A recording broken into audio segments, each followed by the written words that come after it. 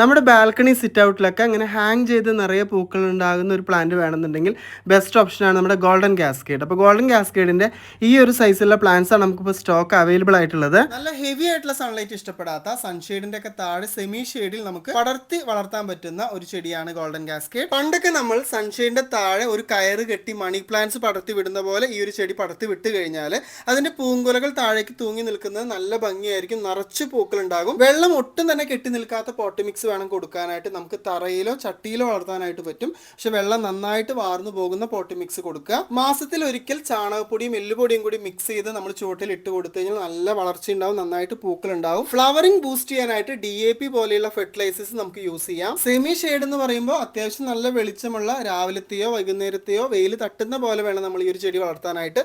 ഉച്ചയ്ക്കുള്ള ഹെവി ആയിട്ടുള്ള സൺലൈറ്റ് നമ്മൾ ഒഴിവാക്കിയാൽ മതി. അപ്പോൾ ഗോൾഡൻ കാസ്കേഡിന്റെ നല്ല കിഡലൻ പ്ലാന്റ്സ് ആണ് നമുക്ക് സ്റ്റോക്ക് എത്തിയിട്ടുള്ളത്. അപ്പോൾ പ്ലാന്റ്സ് വേണ്ടവർക്ക് നമ്മുടെ വെബ്സൈറ്റ് വഴിയോ 7736573708 എന്ന വാട്സ്ആപ്പ് നമ്പർ വഴിയോ ഓർഡർ ചെയ്യാവുന്നതാണ്. അപ്പോൾ അടുത്തൊരു വീഡിയോയിൽ പുതിയ പ്ലാൻസും വിശേഷങ്ങളൊക്കെ ആയിട്ട് ഞാൻ വീണ്ടും വരാം. Till then take care, by.